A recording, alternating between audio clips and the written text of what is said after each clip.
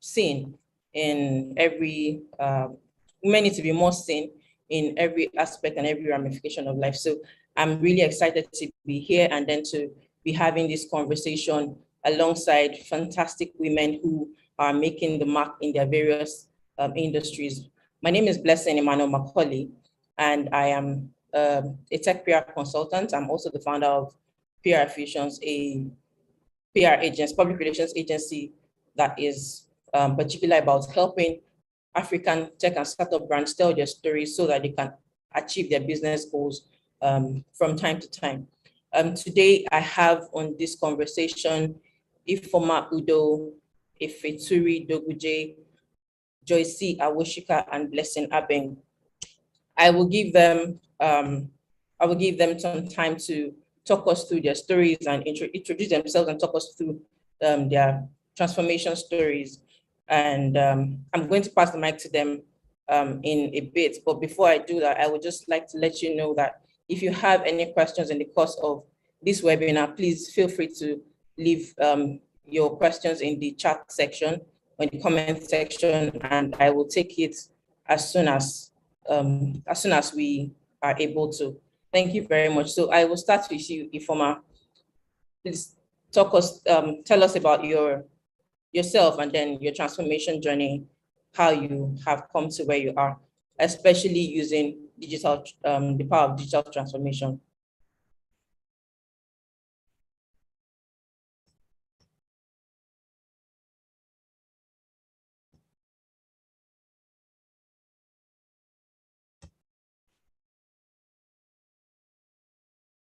Ifoma, are you there? Can you hear me?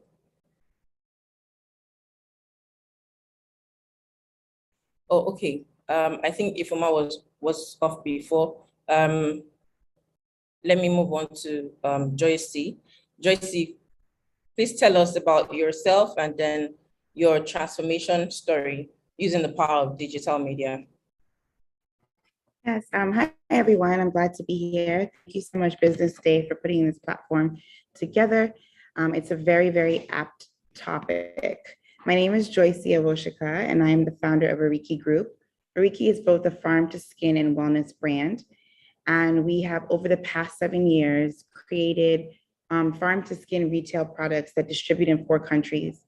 And we've also created a wellness spa chain that has built 7 spas in the last 6 years, and we're currently opening 4 more.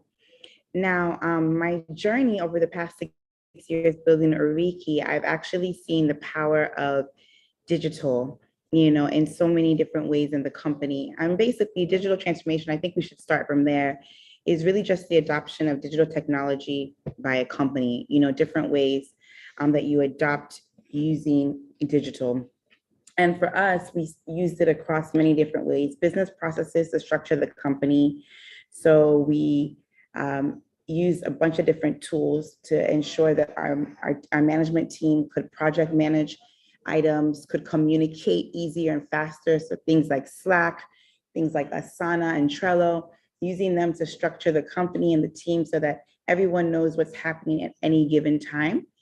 And also from a consumer point of view, we saw the power of introducing digital when it came to gift cards, for example. So gift cards in the spa aspect, having people be able to just come straight online and be able to purchase a gift card for a loved one or a friend, increased revenue times 10. We also saw the ability to have people book their services online. When we adopted that technology, that allowed someone to click on our website and then choose their location and choose their service and choose their time and date, it also changed the company. It gave us a much larger market and gave us much more, of course, revenue and sales because people were able to control their timing. Now, most recently, Ariki is coming out with a tech product that's launching in a few weeks. And again, we're seeing the power of digital. We're going to be able to meet people anytime, anywhere in the comfort of their home or their space. And we're using digital again to be able to push the brand forward and tell them. Thank you so much, Joyce. It's Oriki, it's a beauty and wellness business, and then you're using all of these different tools, different digital tools available to make this fantastic difference and change in your industry. It's truly impressive to see. Thank you for sharing your story with us. Ifeturi, you have the mic. Yeah, thank you, Blessing, and thank you, Business Day, for this opportunity. So Ifeturi is the head of corporate communications for VFD Group, the proprietary investment company located in Lagos, Nigeria. And what we basically do is invest in businesses, and those businesses are tailored to the different needs of their particular customers. So what does that mean?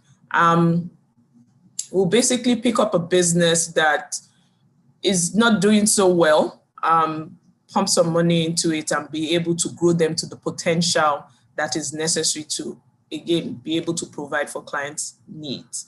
My journey didn't start just with VFD. It started in 2006 in a radio station, fortunately. And then back in the day, the social media platforms that we know today were not that popular outside of Facebook.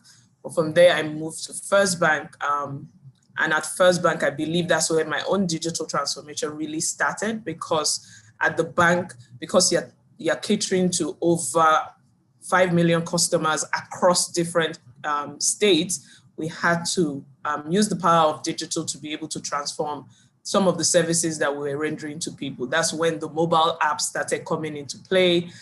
That's when a lot of social media account opening processes started coming into play, even WhatsApp. And my formative journey actually started from that period. But bringing it back home, as it relates to VFD Group, we're one of the companies that is looking to build the first ecosystem. And again, what does that mean? We're going to build an app where all of the services can be found in one place.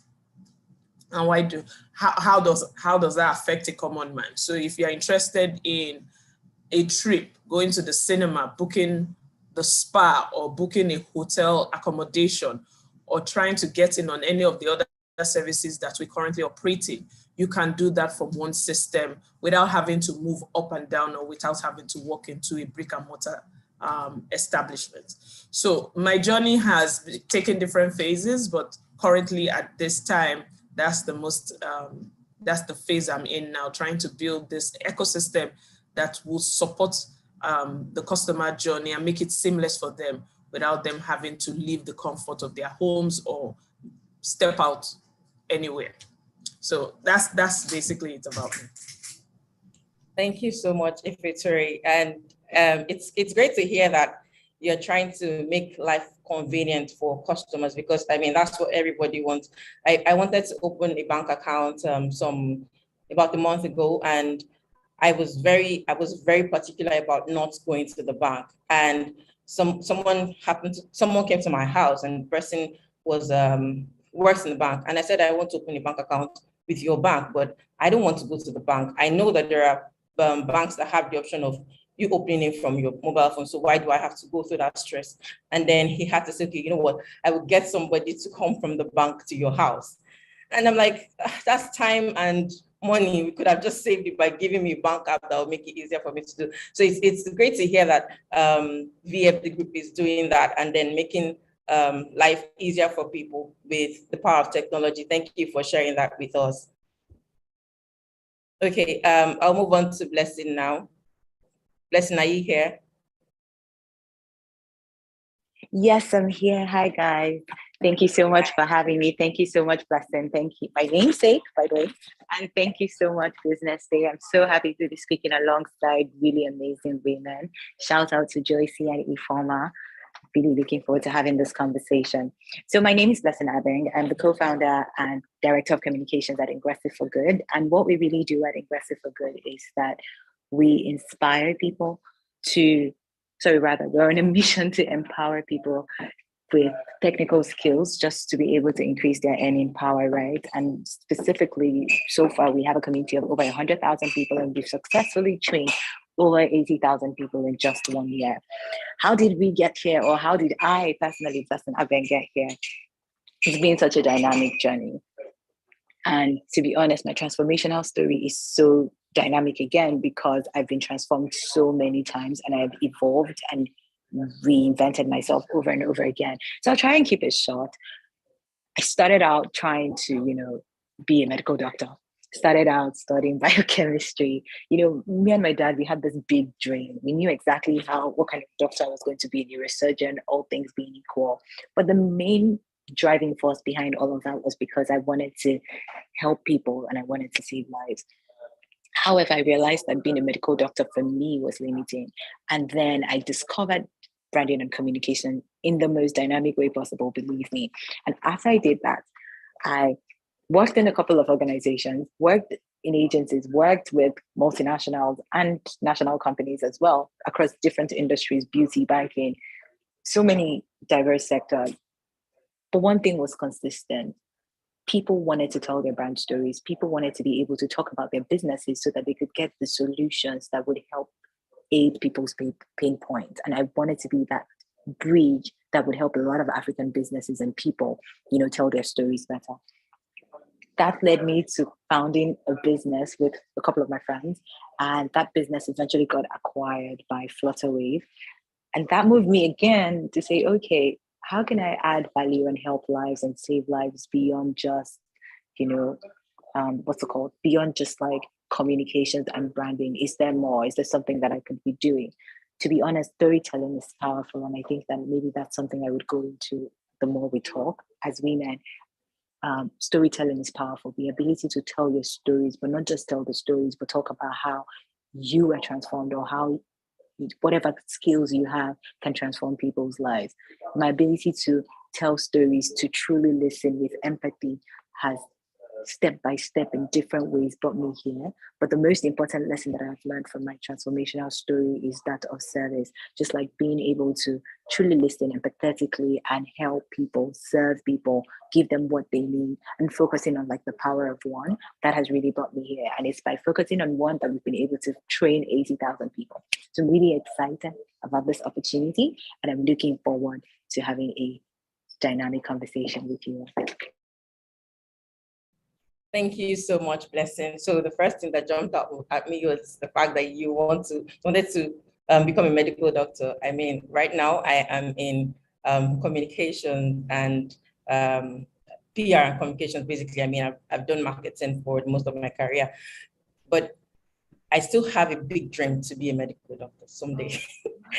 And in addition to that, possibly fly a plane. I know my dreams are big and maybe audacious, I don't know. And it seems like it's not possible. And I don't know, I honestly don't know if it's possible or not, but I know that, like you said, it's possible. Your dreams are possible. No. Listen, your dreams are possible. And do you know how I know? Because there's someone who's already doing it. And if somebody else can be doing it, you too can. Just putting that out there. So don't be scared. Dream what you want. It's possible. Okay. My dreams are possible and they are very valid. So watch out for me. I can become, I can be the next medical doctor that's saving your life. And I can be the person that's flying you on a plane or an helicopter, anyone that makes you happy. Thank you so much for sharing that, Blessing. Also, something that stood out for me was I took note of the fact that your business can be acquired by giants if you serve your users well and you adopt technology.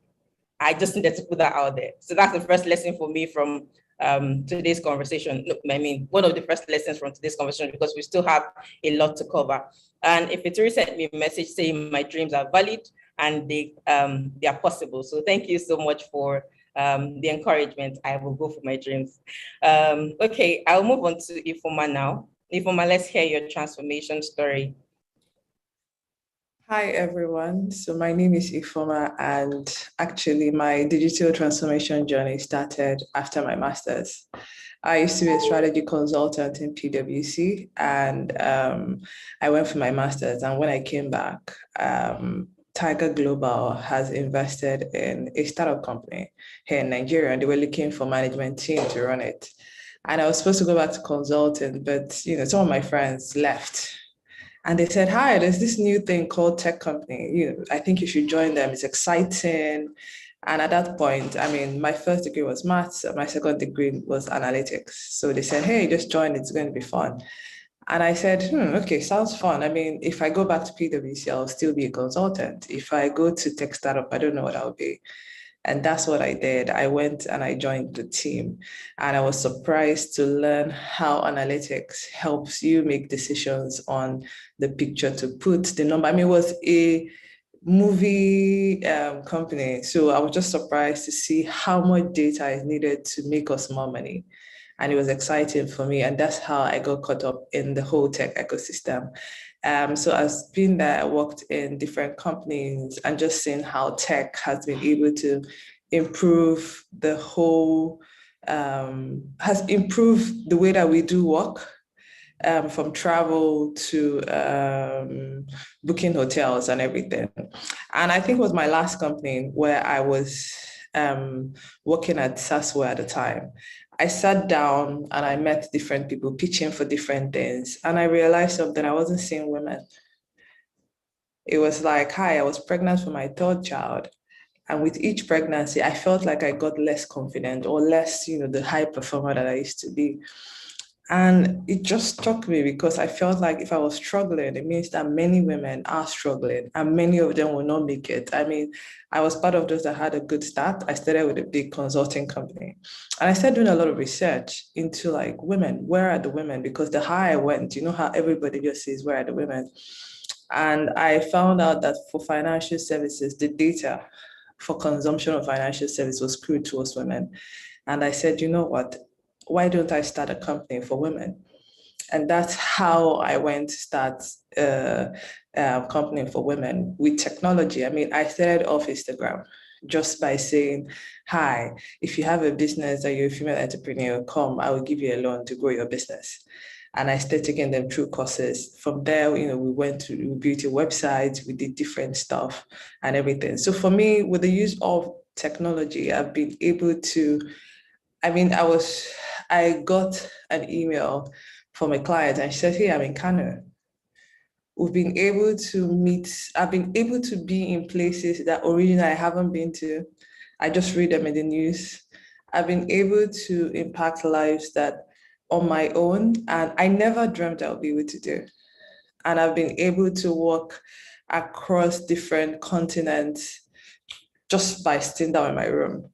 And for me, it's powerful. It's just shown us the power of technology. And I've been able to see women transform their lives just by having access to technology that has either improved their livelihood or provided them information to actually do more.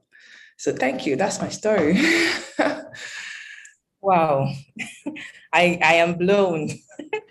Thank you so much for sharing that. The power of technology is without limits, without boundaries, and it transcends time and space. And it's amazing to see the work that you're doing with women and the special attention that you're paying to women. Yes, indeed, we deal with different biases from you're supposed to be in the kitchen to you can't do this because you're a woman and all of that. I mean, I had a personal experience where there was an opportunity to take a work trip and I just had my baby. I think I was back in the office, was my baby was about 3 or 4 months old, and then the conversation was, oh, no, you can't go on this trip because I mean you're a nursing mother and all of that. And I'm like, life is not this hard. But that was the fuel that I needed to say, you know what, I am doing everything. I'm going to do everything that I need to do to make sure that I am not weighed down by the fact that I'm a woman or by the fact that I'm a mom and a wife and all of that. So it's really amazing to hear this from you. And thank you so much for sharing this. So I feel like I was led by the spirit because it leads me to my next question. And then I'm directing this question to Ifoma. So this is a male-dominated world, and as much as we are trying to, as much as we want to be out there, we want to be heard, we want our names and voices to be heard, we cannot deny the fact that the men have the upper hand, right? Now we're constantly faced with stereotypes from the kitchen to the boardroom. There are different expectations of women in different forms. And I think that sometimes expectations are not realistically, and they could interfere or affect how we are positioned. So Ifoma, what stereotypes have you experienced in your work as a woman? And how did you overcome them? So I remember being the country manager for Slim Trader Inc. and going for a meeting at First Bank. I think I was supposed to meet. I remember where I was supposed to meet. It was one of their head of, I think, digital, whatever. And I remember coming in and saying, hey, hi, I'm from here, blah, blah, blah. And I'm here to have a meeting with you. And he said, where's your boss? And I said, sorry. He said, where's your boss? I said, I'm the boss. Do you want to have a meeting or do you want to postpone? And, from there, I mean, we later became good friends and everything. But for me, I think that very, very importantly, I think from running a gender-focused company, I've realized that everybody has a bias and some of them are unconscious and stuff. So it's always, and I think that I realized that from my personal story. I mean, there's a client that we always give loans, and this time around, I just happened, I think her paper just happened to pass in front of my on my table, and I saw, I mean, we've given her loans for a long time, and I saw, hey, hi, divorced. And for the first time, something in my mind said, can she pay this loan? So notwithstanding that I was brought up by a single mom and that I dealt with this girl, I noticed at that moment in history that I do have a bias. So just knowing that everybody has it and everybody has to be conscious of how to balance it, it's okay. And for me, I think more importantly for women today, there's so much pressure for women to be different things, this big thing, this small thing, this important thing. Men and women are not equal. They will never be equal, but I believe in equity. And that's what I feel like. And I think that's what my brand stands for and stuff. So it's just being able to balance it within yourself first and know that every other person's behavior is not your business or it's not your responsibility to take personal. Thank you. Thank you. We are all slightly biased, even if we don't know it. And I mean, listening to you, it reminded me of one experience that I had, and I was very biased against somebody doing her work because she was pregnant. And I also unintentionally moved the bias to someone else who was on my team that got pregnant. And I was worried about, would you be able to get your job done because you're pregnant? And I mean, in that, so eventually she outperformed, and I was truly impressed. And having this conversation just reminds me that, okay, at some point in your life, you were biased against a woman because she was pregnant, something that you also went through. And I think we also need to be more conscious of the fact that we have the tendency to be biased against women, and we need to do better. So thank you so much for sharing that, Ifoma. I'm moving on to Joycey now. So we come from a background and a part of the world where showing off your skills and your wins is termed not showing off actually your skills and your wins is termed humility. And until recently, my work will speak for me used to be the order of the day, but I believe that now more than ever, it has become more important to showcase yourself and to improve your brand's awareness, especially using technology. From your perspective and having this knowledge, why do you think it's now more important than ever to show your wins and then to not rely on your work speaking for you, to actually speak? That's such a great question. And I'm so happy that I have the other Blessing on this call, Blessing Abeng, because she's a master storyteller. And I remember running to her once and saying, hey, I need help. And I paid for her services because it's really, really important that we are sharing our stories and sharing our wins. In this day and age, if you're not sharing, no one knows what's happening. No one knows what you're doing. And if you really watch some of the brands that have the most stickiness, the brands that customers are really fond of or keep going back to, they have a presence. They're sharing their wins. They're sharing their story. They're explaining their why. And so similar to you, Blessing, I had that kind of, I don't know if you said you were like that, but you mentioned that that's usually how it is. Humility is just being humble and not seeing what you're up to. I had that mentality. In fact, my story is quite interesting because I came to Nigeria for the first time in 2012. And when I came, I visited I was born and raised in Washington, D.C. And over there, it's you're used to sharing your wins. You're used to coming up and meeting someone and networking and saying things like, this is what I've accomplished, what I've done. Came to Nigeria and I quickly realized that it was better to be quiet. It was better to be quiet. And there was many times that I was silenced and I didn't know why. So it actually turned me into being someone that was quite mute. I didn't want to share anything I was up to. I didn't want to share what my company was doing, what my company was building. And I did some work over the years to really kind of move past that thinking and to really realize that, listen, I have a major role to play in my industry. I have a major role to play to help lift up other women trying to build businesses. I have a major role to play to show how it's possible to achieve success in your home and at work. So I have to share my wins and my story.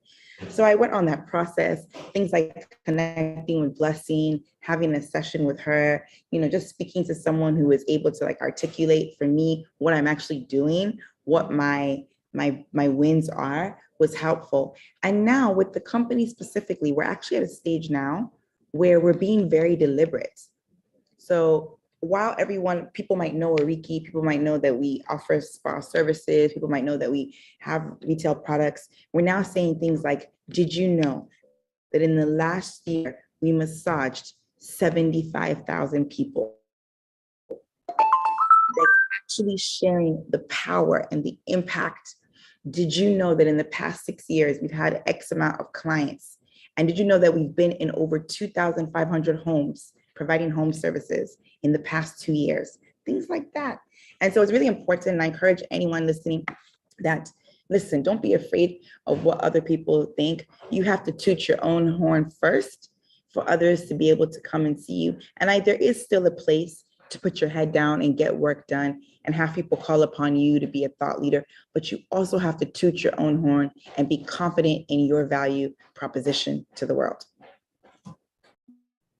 Thank you. Thank you so much, Joyce. You have to toot your own horn. Nobody will sing your praises better than you will. Nobody will tell your story better than you will. So you have to make a conscious effort to do that. Thank you so much for sharing that. Ifituri, I'm coming to you now. You are an expert in marketing communication, which is important for the survival of any business whatsoever. In your experience, what digital tools are available and what tactics do you think that women can employ to better position themselves using the tools available to them? Thank you for that, Blessing. So there are several tools. I believe it all depends on the business that you're trying to promote or you're trying to position. And I believe everyone should use them just based on a priority.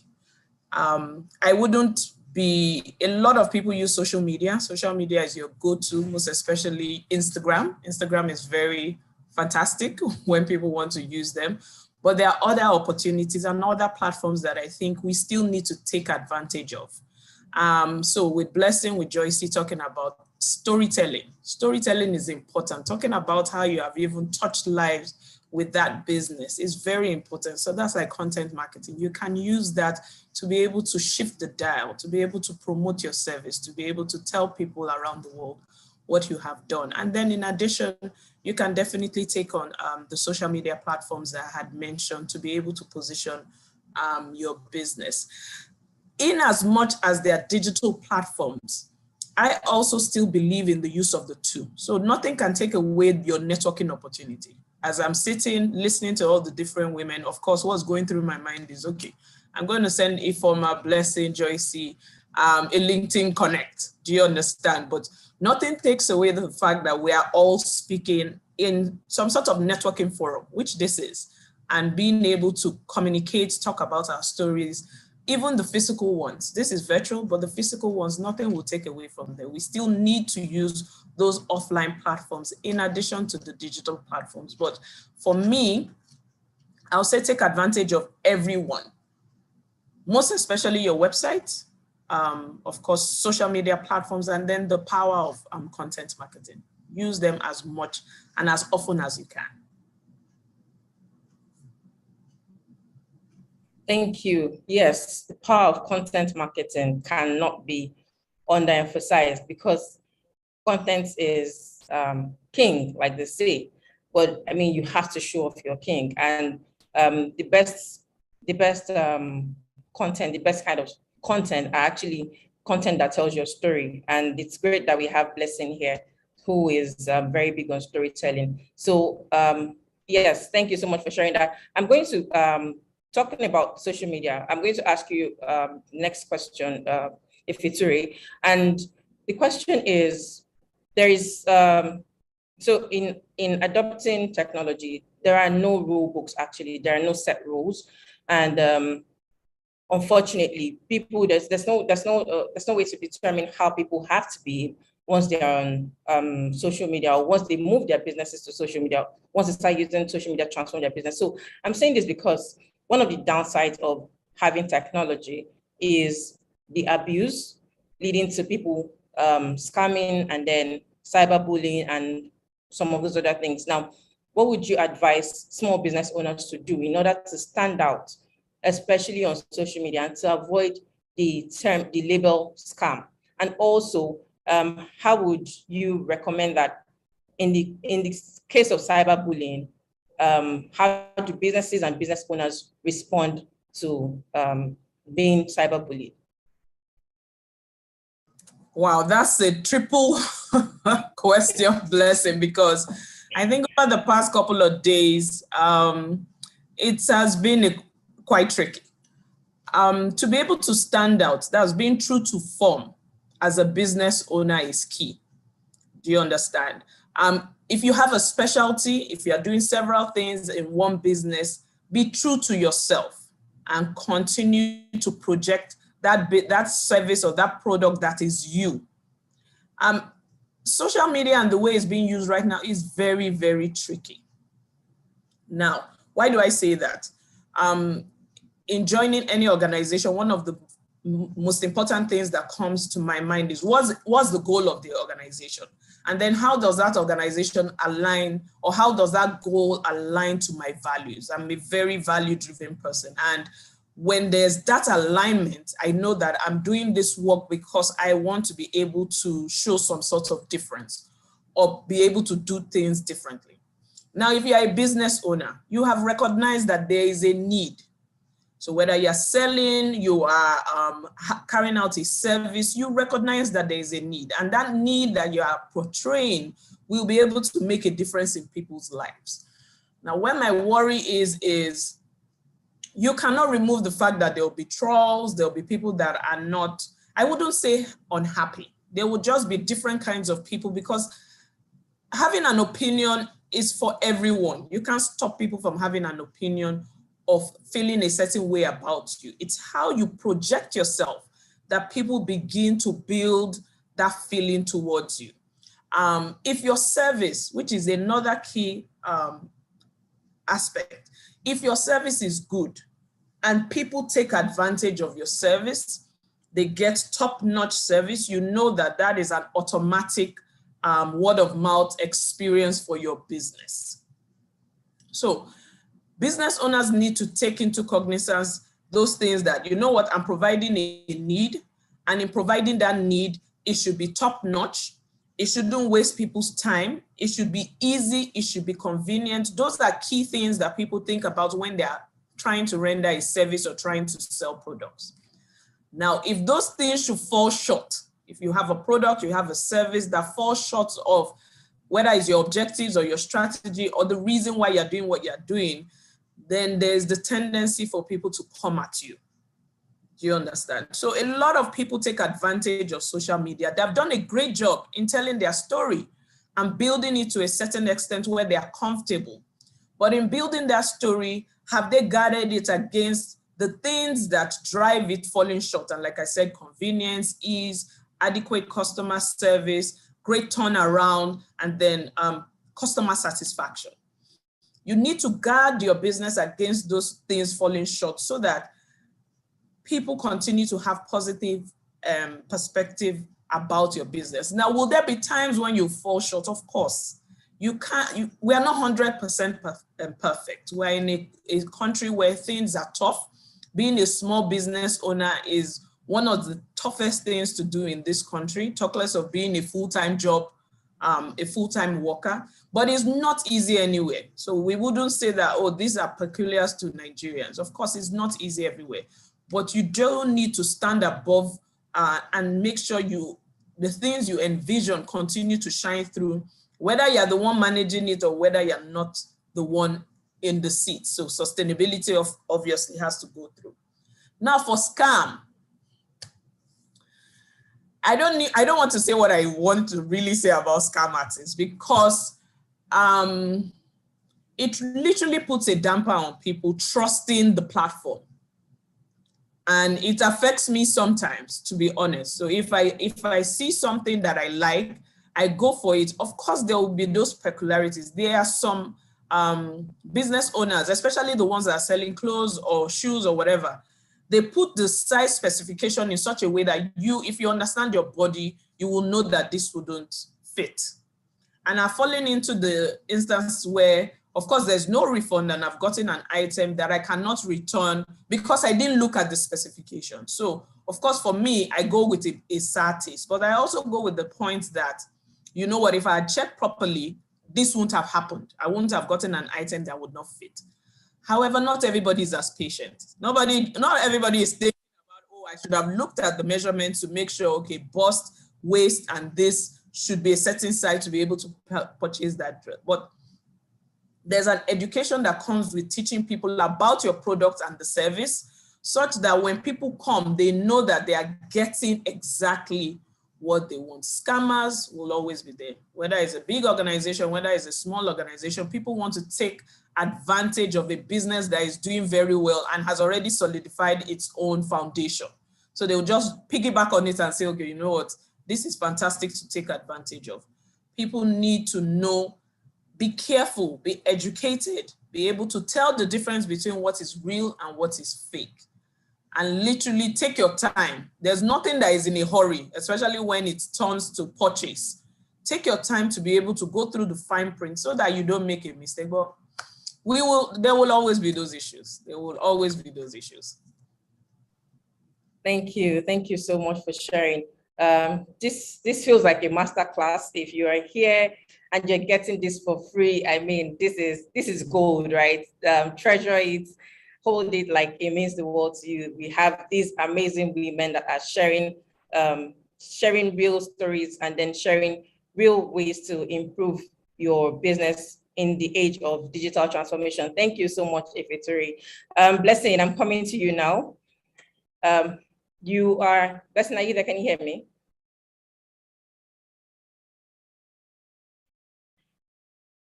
Okay. Yes, I am. I'm here. I can hear you. Awesome. Great.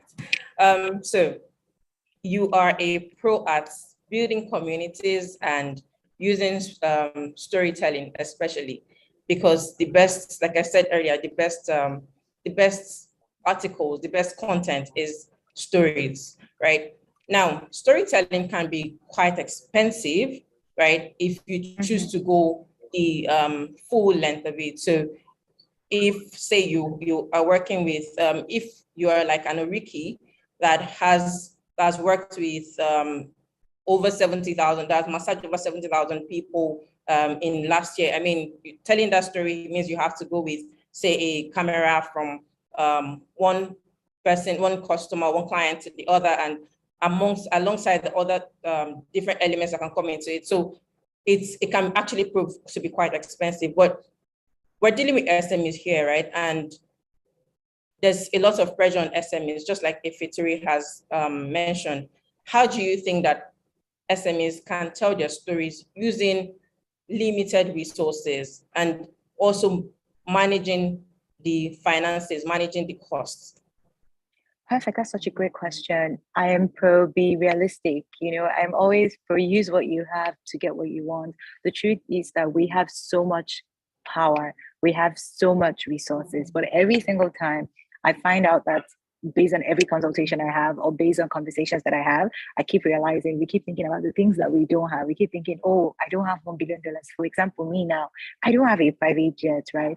I would much rather move around Lagos, without traffic. And if I had a private jet, I would be able to do that. But I don't have that. However, what do I have? I have the internet. And so I could do virtual events, virtual meetings to make my life easier so I don't have to move around as much. So just think about, what do I have? Thank God for social media. Thank God for the internet. Now you don't have to write letters to a newspaper to publish you to do that. The process is so much more easier. I said more easier just for emphasis, right? It is so much easier now. You don't have an excuse. It's so much easier. I'm telling you. Let me tell you my personal story. When I obviously was, doing this for the longest time, agency, I was doing agency work, client work, doing all of this branding and communication thing. It was really cool.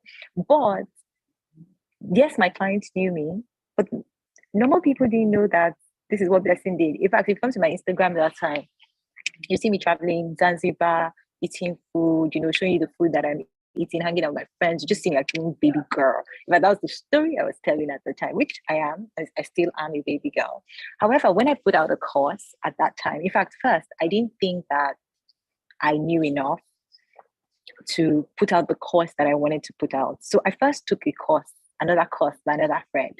And when I got to the course, I was like, I need the kind of questions that people used to ask in this kind of course. I was really shocked. How are people asking these questions? Like, how is this what people are? It was really shocking for me. However, that moment, it dawned on me that I was underestimating what I knew and overestimating what people knew. I talked about it in my newsletter one time where I said, there was this lady who was teaching people how to cook eggs and fry eggs and poach eggs. And I'm like, are there people that really don't know how to fry eggs and poach eggs and all of these things? How does this woman have 10 million views? Are there 10 million people in the world that don't know how to fry eggs, right? Looking at that, I realized even more, again, I was underestimating what I knew and overestimating what people knew. Wherever you are right now, whatever level of your journey, you know something, you can do something. You have the power to do it. You've learned something and your experience is unique. You are unique. So tell that story, share that journey. You are special. Share that. If you're trying to figure something out, share that. If you are going through a specific challenge or you don't know how to go about it, invite someone to have an event with you so you can ask those questions and share those things. Those are little ways where you might find in between, like you're telling your story. Throughout this event, every single woman here has told their stories in the most dynamic way. The problem is that we keep overthinking what storytelling is. Like we're supposed to have a whole movie production, and it doesn't have to be that. It could be telling the stories of your customers. That doesn't cost anything. Inviting your customers out and saying, you know what, come and gist with us. Tell us, how did you find us? What challenges were you experiencing? She included, I noticed on their social media lately, they've been talking about the stories of women, how particular women were left stranded when their husbands died or when they didn't have XYZ money and the money got da-da-da. And so now they had to borrow money to be able to run their businesses. And now they're leading successful businesses. There's so many dynamic stories and every story is unique. There's a reason why storytelling is so powerful, because there is a story, there is an end, beginning. It's imaginative, it's relatable. There's something people want to hear and listen to. So coming back to my course story, right? I then launched my course with this My Baby Girl Life Instagram. And guess what? C-level people talked about this course. People shared it on LinkedIn everywhere. They were like, go get this lessons course, blah, blah, blah. Do you know how many people registered for that course? One. Only one person. And I had to reflect for a minute and be like, okay, wait. It's me, as in me. I know this thing. Why are people not paying me for it? Only to realize when I looked at my social media that there was nothing there to build trust. There was nothing that showed that I knew anything about what I was talking about. There was no behind the scene of my work. There was no educative base. There was nothing to tell you that, you know what, Blessing knows this shit. Sorry, nice one. Anyway, moving on, I changed that immediately, did a 360 turnaround. And you would be shocked that my followers doubled in less than 100 days. Just like that, just because I was sharing the things that I knew. All this to say that, don't overthink it. You know something. There is something you know that other people do not know. The next month or two after I finished teaching the little things that I thought I knew at the time, I put out the course. It sold out in less than 24 hours. It was so full. I charged money that, it's not realistic to charge for a WhatsApp class. I did it, I charged it, and it was full. Nobody even talked about it this time. It just sold out by itself, just because people have seen what I can give for free. They've heard my story, they've heard different things. I'm also pro analogies, right? Because the whole thing about storytelling, if you really think about it, is you're using metaphors to go from a place of known to unknown. You're taking things from where people recognize to the place where they don't recognize. So think about the greatest stories. If it's a story about love, they're not just telling you, oh, come and learn how to love. They will show you the life of somebody and then create a whole character that you almost feel like, I can relate to that character. And at the moment where you feel like all hope is lost, you can now see that character triumph. And that happens even in your own day-to-day life. There are moments in your life where you feel like all hope is lost. Like, where do I go next? I'm looking for funding. Where do I go next? How do I get the next money? Because if we don't get that money, we'll not be able to pay our staff. That in itself is a story. You've been able to come back and share, okay, these were the things that we did that helped us triumph. That's great. Your staff, why did they come to you? Why did they choose you? Tell their story. Tell your customer's story. One of our greatest stories as well at Aggressive for Good is about a lady who used to sell who used to sell liquid soap. I mean, even Linda Keji carried the gist, right? She sold liquid soap and she used to make only 20K a month. And then she took one of our training courses, learned how to do software development, and boom, boom, boom. Next thing, she's earning 250K per month, from 20K per month to 250K per month. Her life changed forever. She's now even in like mid-level roles, and all this took less than her whole transition from 20K to 200K took less than 6 months. Now, this new year, she's now in a higher role, getting higher pay that she never even thought was possible for herself, right? So these are stories. Stop overthinking it and stop talking about only your accomplishments. Don't talk about the features of your product, talk about the benefits. Benefits are transformational. Those are little things, little tips here and there that you can do. Leverage what you have. Use social media. Mark Angel is last thing I would say. Mark Angel comedy is one of my favorite things just because they started with what they have. Their past cameras used to be so bad. And now see how much they've evolved. So these are key things you should learn. These are key things that will help you as you figure out your storytelling. And if you need more tips, please feel free to DM me. I'm happy to share. Thank you. Thank you so much, Blessing. Like I said before, this is a masterclass and you are privileged to be here. And it's really great to hear these things. It's really great to hear that you can start with the little things that you have. Start with just whatever you have and don't overthink it. I mean, I am guilty of overthinking things, and I mean, well, it has hurt me in more ways than one, but we're here today, and don't overthink things. Use what you have to tell your story. Your story is really important to your digital transformation. Thank you again, Blessing. Ifeoma, I'm coming to you now, and I want to talk about the fact that you work with women. Ifeoma, are you there? Can you hear me? Yes, I can. Yes, I can hear you. Thank you. So you work with women through your fintech Shicluded. Now, Yes. what have you experienced with regards women adopting tech or digitizing their businesses? So I'm asking this because, I mean, when you ask people who want a loan, come and send me a DM, and I'm happy to give you a loan. Of course, people are excited to hear that there's an opportunity to get loans, right? But a lot of the businesses may not have been digitized. So in your experience, what have you seen? How have you seen women using or not using digital technologies? And then I know that you also encourage them and advise them on using digital technologies. So please just walk us through that. Thank you. So first of all, we don't do transactions through our DM. I mean, we have a website and a mobile app and stuff. So you apply and stuff. What have we done differently in terms of using digital transformation to be able to give women more access to credit? One is the fact that most women, from our data and from our survey, even with financial institutions, most women don't get the amount of money they want. So people are comfortable giving them 20K, 50K. And, that's not what we do. I mean, like when we were discussing with one investor, I remember they were asking, what's our average loan size? And we said 1 million. And for me, it just made sense.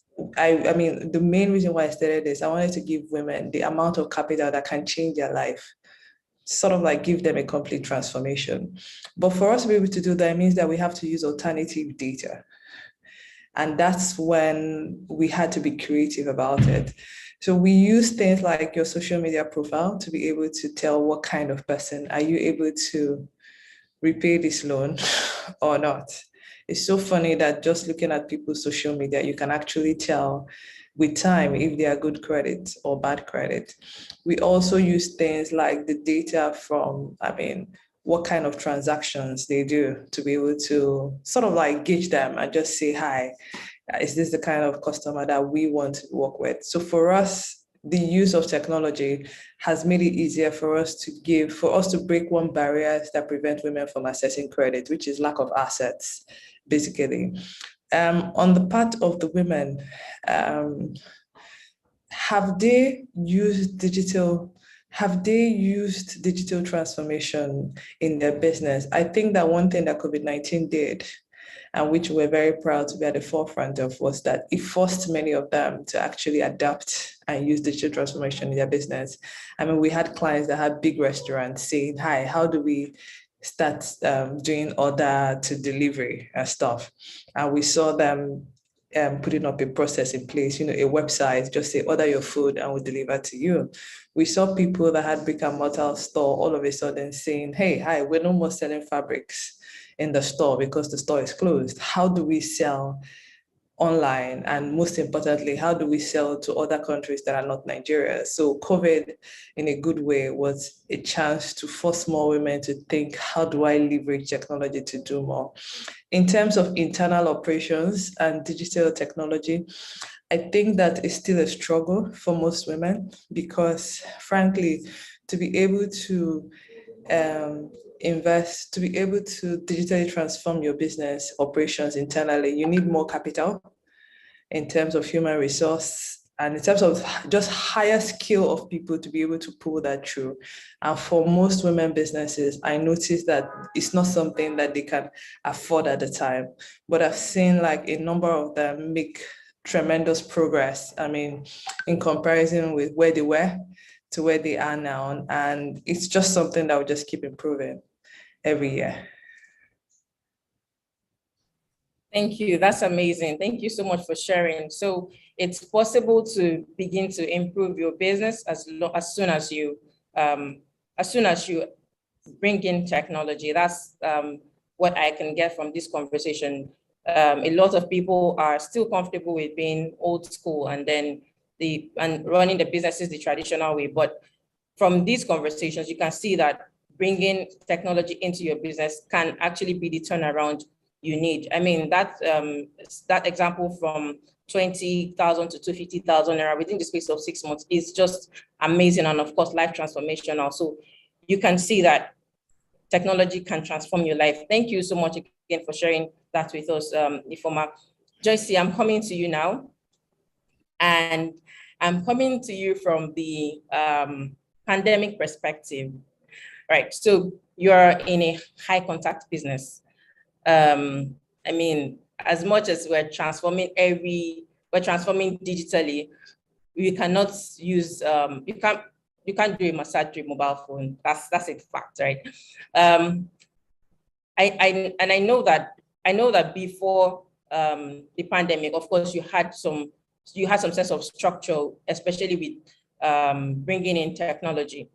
But I want to ask, how has your business transformed, considering the fact that it's high contact before the pandemic and after the pandemic? I hope that that's not too much and that's clear. Very, very clear. Thank you so much for this question. It's spot on. And I love telling this story. I've told it quite a few times, actually, where we saw something powerful happen during COVID. We saw the fact that the demand for wellness services spiked. So you imagine, everybody knows the date in March 2020, when we all got the news that we're going to have to go into a lockdown. I mean, naturally, brands and companies like Oriki would have been thinking to themselves, wow, that's just how revenue is going to shut down overnight. And when will it come back? So hotels, restaurants, spas, But guess what? We for the first month or two, of course, the lockdown was prevalent and we were all in our homes. I, as a founder and visionary, was strategizing and thinking and paying attention to what consumers were saying. And here's what I found out. Consumers were saying we're tired of being at home.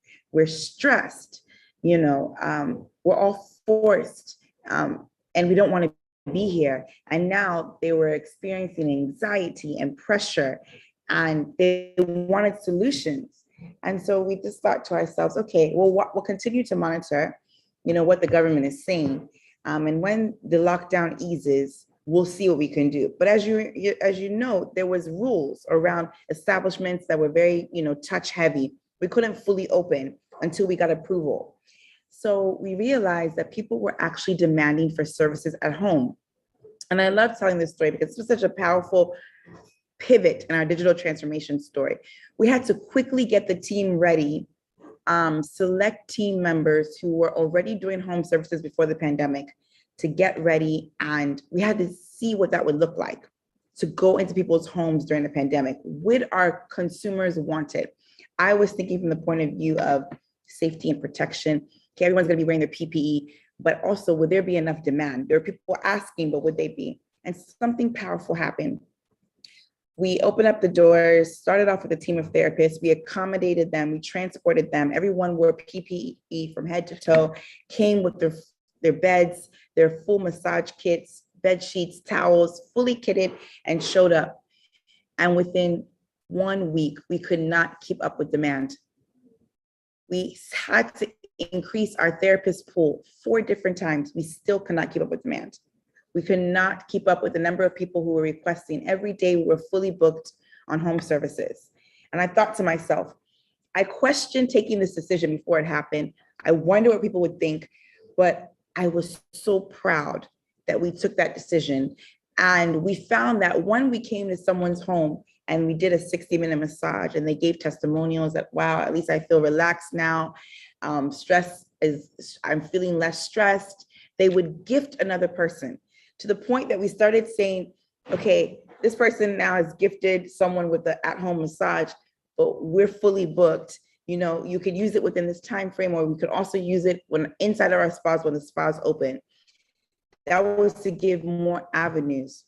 And now, 2 years later, almost precisely after the pandemic started, we're about to launch an app called Unwind that is the Uber for massages. We are going to be providing an entire marketplace for wellness professionals to come to people's home, office, hotels, anytime, anywhere, by booking directly on the app. The therapist and provider comes directly to your home or your office, fully kitted, and it's an exchange in a marketplace. And this launches, and it was built on the back of the findings we've had and built on the infrastructure we did in the spa. We've built in the spa and wellness industry.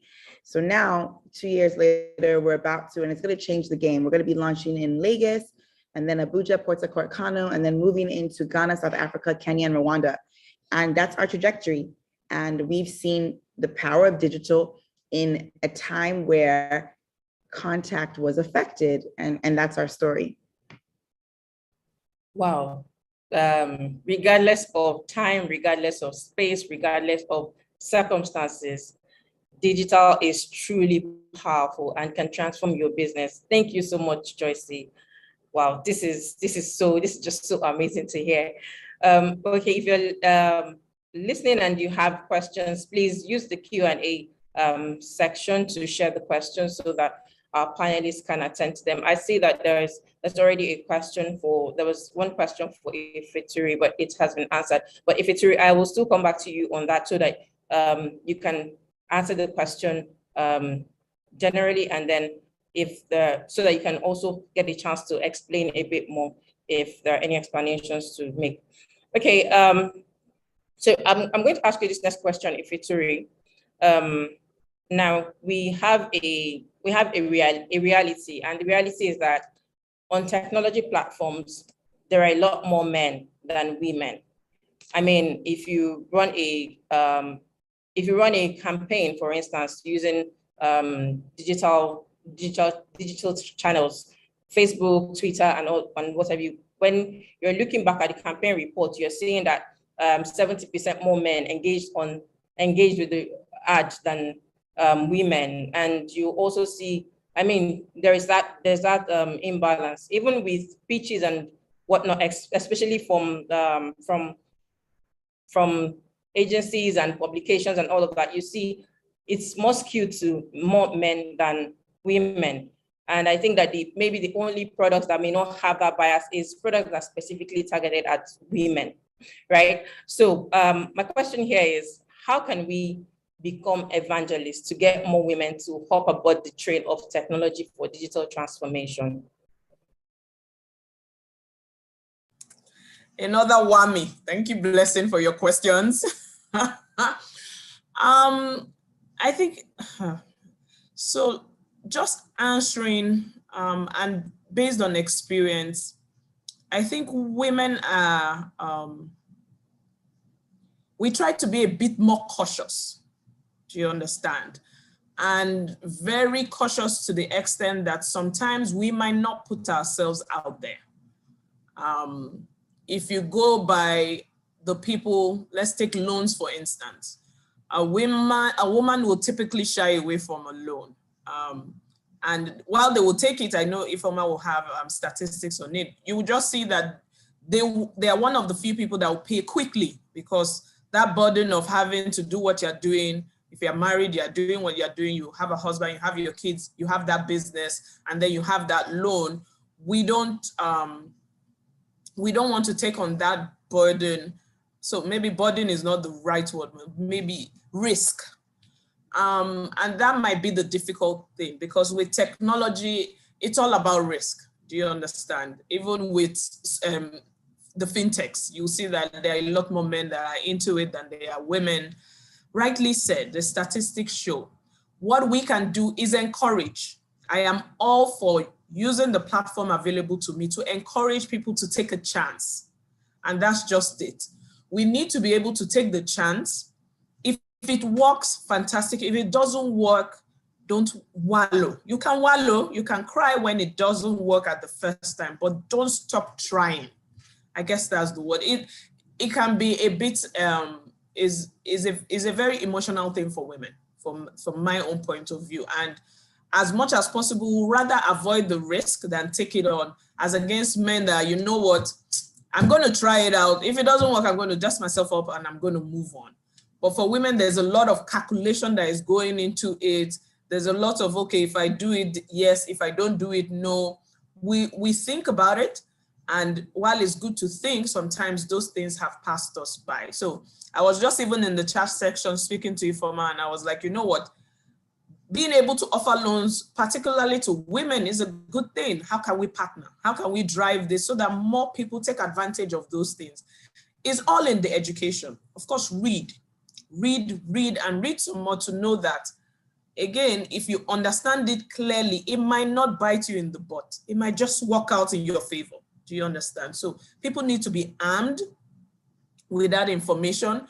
They need to do their research and they need to test it out. As it relates to just like I said, with fintechs and with STEM, because we don't have a lot of women in STEM. We're just, we're talking about it now, but women in STEM, they are not. We need to continue to encourage organizations that are trying to promote this and get women to take advantage. So big up to VBank, that is one of our businesses. We're partnering with women in tech to be able to train 1,000 women in STEM. There are other organizations that are pushing these elements, and we need to, of course, encourage them to be able to do this for women, and then encourage women to take part in it. I know we always talk about, okay, what's your passion? You rarely find women that say, oh, engineering is what I want to do, but they are the women that want to do engineering. So we need to improve and impress on women and their passions and drive them on the right path. It is a collective effort. Thank you so much. So in the spirit of women lifting women, we have a responsibility to encourage men to get aboard. Blessing, I wanted to quickly add, yes, thank you so much. I so badly wanted to add something to that. If Julie said it really well, and just to cherry on top, one of the things that we found out, because at Investing for Good, as I said, we're really passionate about increasing the earning power of African youth, and we've had a lot of women-focused events. One of the things we noticed is, number one, women would often apply for jobs only when they've noticed like they tick 90% of the criteria. But men, if they just see like they can do 2 things on that list, they've applied. Like they're not thinking twice. They're not, it's like we could figure them out. You know, they always have that energy of we're going to last. There's one friend that I know that I can ask questions and we'll figure it out together. It's just like that for them. They're happy to learn on the job. I think they probably go through life thinking everything is an experiment and they can figure it out. And that's something that we've been teaching our women. It's like, don't wait till you can do 90% of things. If you feel like you can add value to this space, right? You know you can do this thing. Forget all the, sometimes we write lists of things that we want. Well, maybe you don't know Power BI, but you know something else, another analytic tool. You can come on the interview and then explain, I know you guys specifically said you wanted a Power BI person, but I could do XYZ thing. Just get your foot in the door, right? That's just sell yourself. And that takes us back to that storytelling conversation that we had earlier. I've seen storytelling change people's lives. And one of the persons like I am super proud of, I always shout her name everywhere, is Joycey. Even recently, like I stayed at their hotel in Lagos and it was amazing. And just how did I know about the hotel? Because she was sharing it and talking about it every single time on social media. So you guys, just tell your stories. Don't wait for people to employ you. Don't wait for the opportunity to open up before you start pushing yourself. I don't remember the last time I applied for a job. People apply to me or reach out to me and say, "Blessing, we have this role. Do you want to? Do you think? What do you think?" And that's because they see that I'm constantly sharing, I'm constantly in events, I'm constantly doing XYZ thing, and now they deem me capable, right? So those are things that you can do. But beyond that as well, one of the things I've said consistently at every International Women's Day event that I have spoken at this year is it's okay to be the first woman to be in a place, but what's not okay is to be the only. So if you are already fortunate to be in a particular space, don't be the only woman on that table. Bring another woman in. There's something that my last speaker just said now about, women in STEM. One thing we noticed as of last year when we were launching our 1,000 Women in X program, where we were specifically focused on training 1,000 women every quarter on different technical skills. We noticed first that only like 25% of women are handling tech jobs at different tech organizations, right? And yes, that may have sounded really weird, but here's the good part. And that's, guess what, this 25%, we were the higher, like we were the Sub-Saharan Africa were the ones with the 25%. Other people had lower. But this year, we noticed that number has gone from 25% to 30%, right? It means something is happening somewhere. It's like a 3%, 5% shift. So something is happening somewhere. We need to take action. We need to take advantage of all of that change. So many people are now doing very female-focused programs. So if you see those programs, jump on them. If you don't see those programs, ask about them. Follow women who are already thriving in their careers. Chances that they already know that some of these programs exist and they may be able to coach you through how you can better apply for this. And please, VFD, if you guys are supporting women programs, we should talk, because we currently have a 1,000 Women in Design program that we just launched, and we're going to be announcing our beneficiaries like tomorrow, actually. So, but we always do this every quarter. So please, let's talk. Let's meet in camera. I'm available. Absolutely. Thank you so much for sharing that lesson. So we're going on to the Q&A section. But before we do that, I took note of a question I want to ask Blessing, actually. How can we use technological tools to build community? You're very big on community and you're big on storytelling as well. But how can we, using real life examples and using real life tools, how can we use those tools to build community? I know you mentioned newsletters and you're very big on newsletters as well. So. Oh no, I am big on newsletters. Oh God. So the first thing I always say is don't think about community as like a large group of people, right? Me, I'm very pro, what can I do for one person to change one person's life? And hope that one person might turn out to be, 100 more people who are very much like that one person. So try your possible best not to think about if I had 100 followers or 100 people who were my community, and those 100 people were sitting on a table, it wouldn't be a small table. It would be a very large table. You probably won't be able to feed everybody. So right now, the table that you have, wherever it is, how many people are there?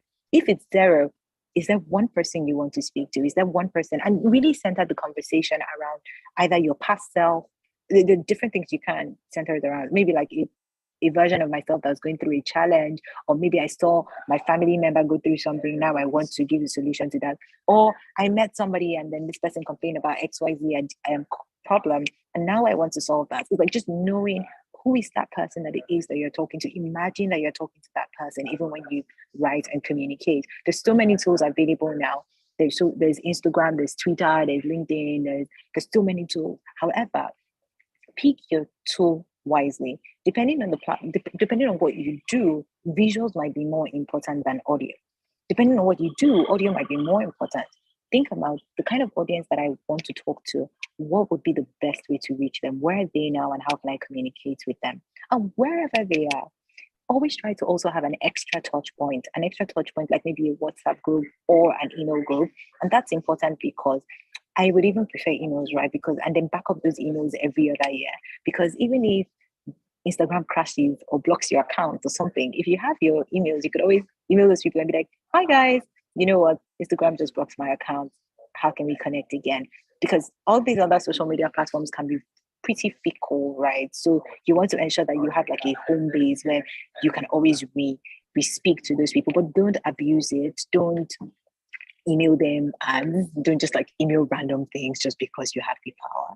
Think more about what is it that I can send to this person that can add value to their life. Always like think about, how do I add value to these people? For me, when I'm thinking about community, I always talk about the ADA model, right? The funnel, the normal funnel, where you're like going from awareness to interest to desire to action. And the extra cherry that I always add is advocacy. And I add advocacy because I think that that's where community really exists.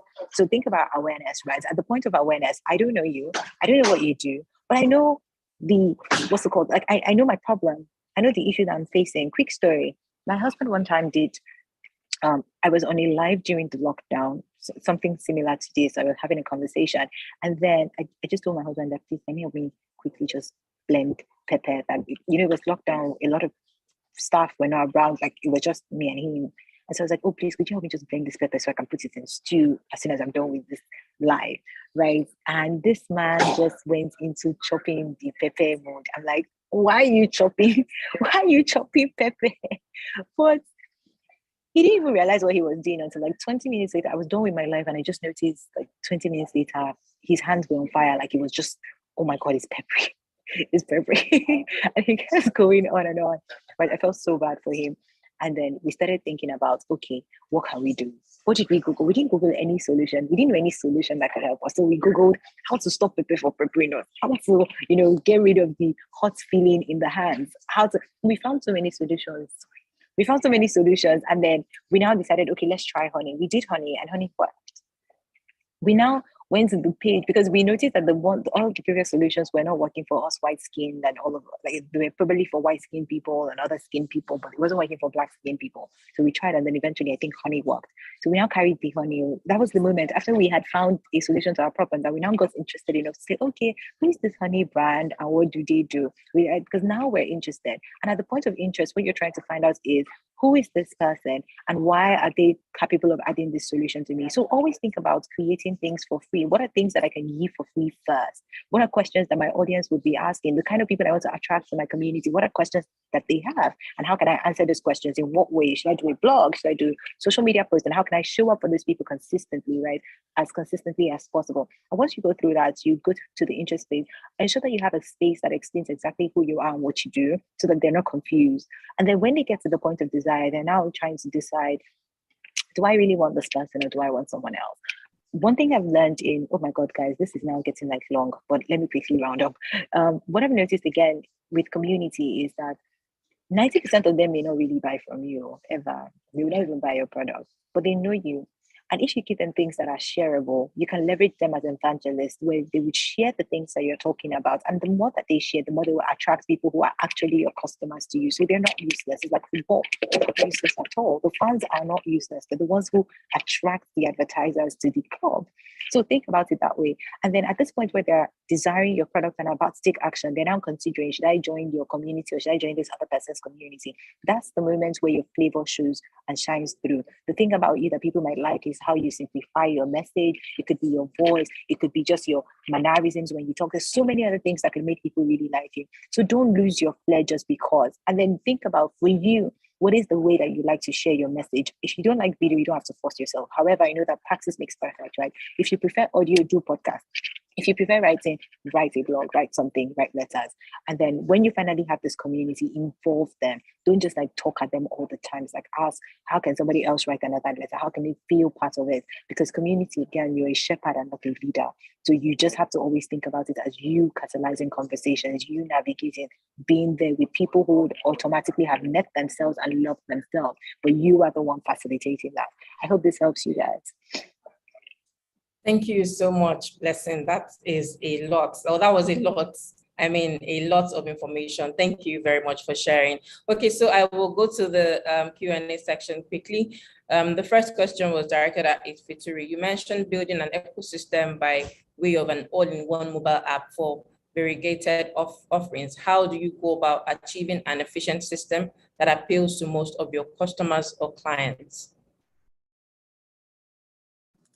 Yeah, so like I told Doris, it's all about finding convenience and making sure it's easy. Now, what we are working on is what are the most common issues that people have? Do you understand? We're overwhelmed with information, don't get it wrong. From food to different services to digital banks, we're overwhelmed with information.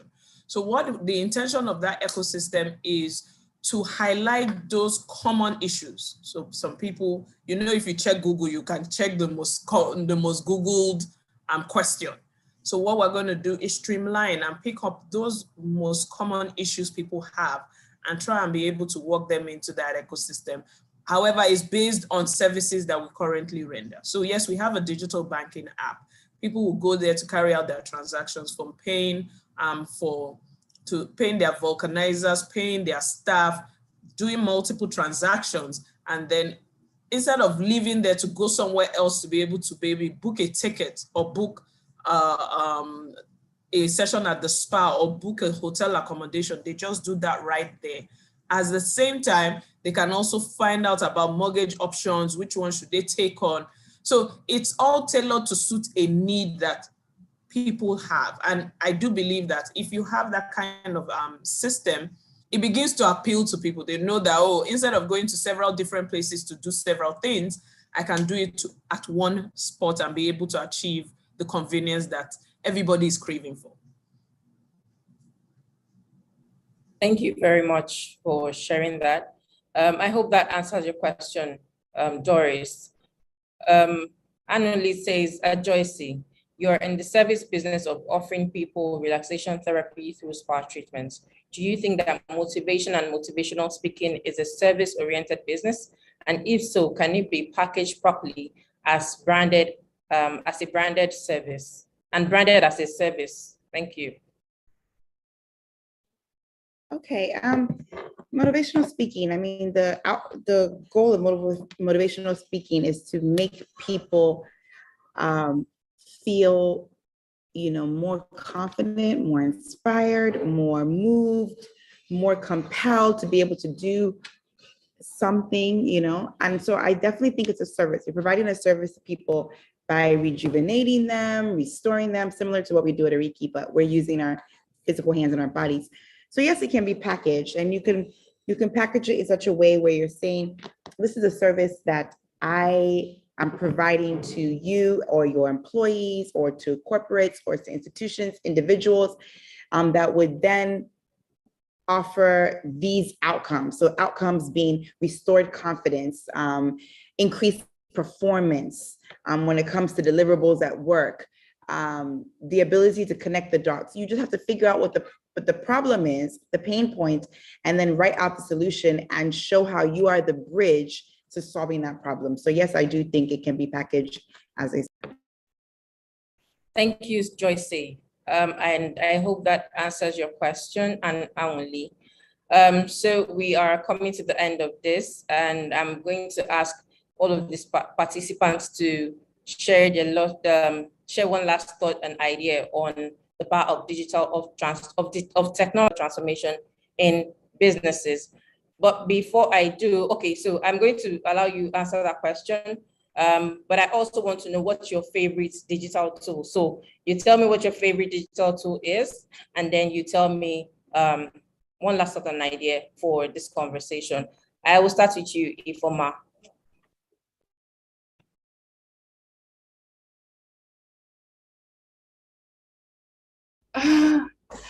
So, well, that's a tough one. My favorite digital tool, I mean, it has to be email.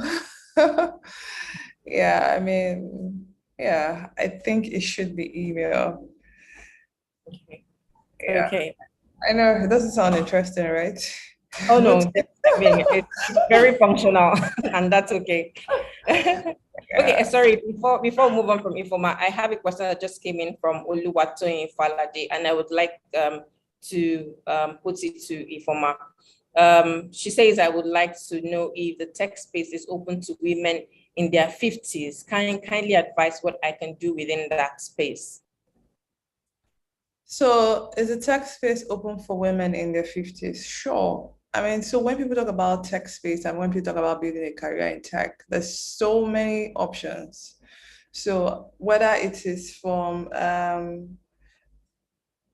actual development of the websites and the apps we bring to design to just testing it to being a tech entrepreneur like me. I mean, I have no background in coding. I wish I did. But I mean, I've done tech long enough to sort of like understand the architecture of how it works. So with me and with the way the world has evolved in the last 10 years, I always tell women, age is a number. Any day you wake up is your morning. So you just have to take the time to research enough to say, where is my sweet spot? Where's that spot that I'm interested in? And go to YouTube. YouTube is your favorite, instead of spending so many times on gossip blogs or looking at different things, just go to change. Like, I mean, we're working with women. It's so powerful to know that you can change your life just by changing the content you look at every day. From saying, hey, I spend 2 hours on Instagram to saying, hey, I want to spend 2 hours on building a tech career for women in 50s. And guess what? I know that at the time I did a research about women. I think Google it. There's a lot of research on women that went into tech in their 50s. And some of them are very like, there's so much I think it will blow your mind. Some of the stories will blow your mind. Some of them have been able to innovate around what they do presently. And some of them have been able to carry their experience with what they've done all their life and just put it in tech. And it's very, very valuable. So yes, that's my answer for that. Thank you for answering that. And I am sure that people are relieved. I mean, the comment section is, somebody says, thank you for YouTube. And then she says, thank you for that over 50 years question. So yeah, people are really to get answers to that. Joycey, I will come to you next. What's your favorite digital tool? And then your last thoughts for this conversation. My favorite digital tool. That's a hard one. Do I have to choose just one? Okay, I would say Slack. Slack has been phenomenal. I run 2 companies, and then Oriki has like 6 subsidiaries. So Slack, and everybody who's on, go check out Slack. It gives you the ability to communicate with your entire team real time. It's like a messaging app. But what's also powerful is that you can break it up by channels. So when I want to speak to the manufacturing team, I'm speaking to them directly on a channel. And guess what? Everything is kept there historically. So you can easily search for information. You can keep client information on there. And then for my other company, which I have a consultancy, when we're dealing with different clients or we're holding workshops, we create channels and we can invite people in to join a specific channel. So Slack has just been a transformational tool for communication and helped us to really be able to connect easily, real time, but also keep institutional knowledge on one platform and in one. Thank you, Joycey. Blessing, you're up next. Perfect. Thank you so much. Okay, so me, I'm not going to tell you people 1 tool long. I'm telling you 3. The first one would be Fireflies. And Fireflies, what I really love about Fireflies is like meetings like this Zoom, Google Meet, it records for you and then acts like a secretary, right? Where you can give you transcriptions and you can take those transcriptions and make like ebooks and really interesting things from that. So it's like you have your own assistant. So Fireflies.ai. The other one I really like is Spike. And this would be great for people like Ifoma that really like emails. So Spike acts almost like a chat, gives you a chat-like vibe for your email. So it feels like you're chatting as opposed to getting email. And it groups your chats into your emails into something that looks like a chat. And then my final one would be Notion. Notion just really helps you like journal, organize, like build your thoughts and idea. You could even build a website. So, and all these things are free. Well, initially. So these are different ones that you can use. You can also leverage Instagram, email tools and all of those other things, but YouTube is also a superpower tool if you're searching for the right thing. So thank you all for that. My final word for everyone would be like, don't just listen to everything that we've just said and, feel supercharged only today. And then that's the end. Go and do something. Take an action, pick something, one thing that it is that you're going to do today to change your life based on everything that you've heard. Also, you could tweet one thing that you've learned as well and tag Business Day and any of the panelists that said it. That way you also remember that this conversation happened. I can remember the one thing that stood out for you. But practice, practice, practice. You really don't learn until you practice. So practice, practice, practice. Thank you very much, Blessing. Ifeturi, your favorite digital tool? So I was fighting this all the while. I think it's WhatsApp. Funny enough, so I was very, very particular about WhatsApp and the fact that I didn't want people disturbing my WhatsApp, just chatting with me because they had my telephone number. And for a very long time, I didn't used to talk to anybody. I would call or I'll send an SMS. But moving to my current organization, WhatsApp we do everything. We have meetings, don't get me wrong, but quickly, if you want quick responses, quick turnaround, WhatsApp works awesome. And then that is in addition to all the meeting tools. So Teams, COVID it had its negative effects, but the positive of having to have meetings without really all being in one place is a blessing. I'm really glad for Teams, Zoom, Google Meet, all the meeting tools. I like them and I use them as much as I can. As it relates to parting words, I think we are all strong together when we do work together. So my own parting words to everyone is, as much as possible, do what you can for another person. Doesn't necessarily have to be a woman only, but do what you can. Ensure you spread kindness to everyone. And then support as well. Support as much as you can, whether small businesses, women-led businesses or men-led businesses, because we can only grow when we do things collective and together. Thank you so much for that, Ifeturi. Truly, we can only grow if we work together and, of course, support the person next door or your online neighbor. All right, thank you so much for today's conversation. I'm aware that the team from Business Day has a video to play. So Brian, over to you.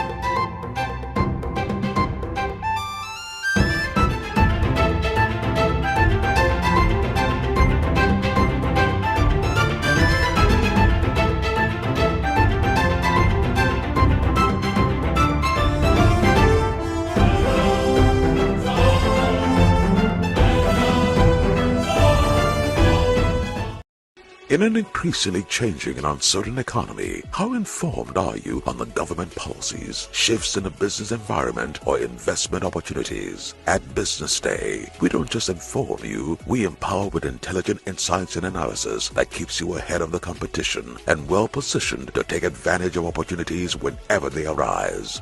Join our exclusive community of Business Day subscribers and receive unlimited access to our award-winning content on desktop, mobile, and tablet devices, and get access to our daily e-paper. Visit www.businessday.ng/subscribe or email subscription@businessday.ng today to get started.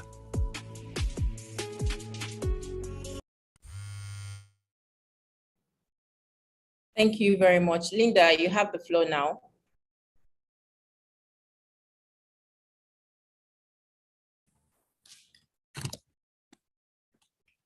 Hi, good morning, everyone. Thank you very much, my speakers and moderator. It was really nice learning a lot from all the women this month. We really want to appreciate your time, and Business Day and Net Loss. We're always forever grateful for taking our time to just speak with us. So we just want to tell people a bit of the things that we do. So at Business Day, our focus and our drive is to see how we can help small businesses to, just try and do their business and their work better so that they remain profitable, and also so that the business is sustainable.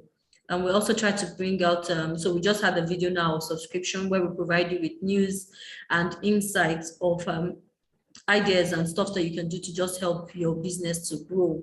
And we also have a package for small businesses whereby we know that they always want to advertise, but they don't have that kind of huge budget. So we try to work out things for small businesses. As long as we can prove that they are small businesses, we have some packages that we can help them to advertise their business so that they can grow. So yeah, just a few things that we're doing at Business Day. We just always like to remind our viewers and listeners of the things we're doing just to help them. And we hope to see you again next month, last Thursday of the month, with another topic around helping you grow your business online. Thank you very much, Blessing, and all our speakers. Thank you. Thank you very much, Linda.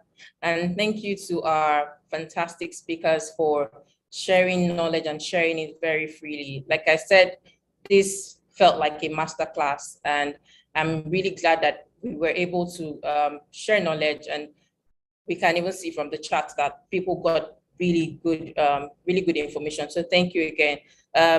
If you would like to, I can see people saying they want to connect with the speakers. Please feel free to find them on social media. There's LinkedIn, there's Instagram, there's Twitter. Find them, follow them, and feel free to engage with them as much as possible. Thank you, everyone, for being a part of today's program. Looking forward to seeing you at the next one. Bye-bye.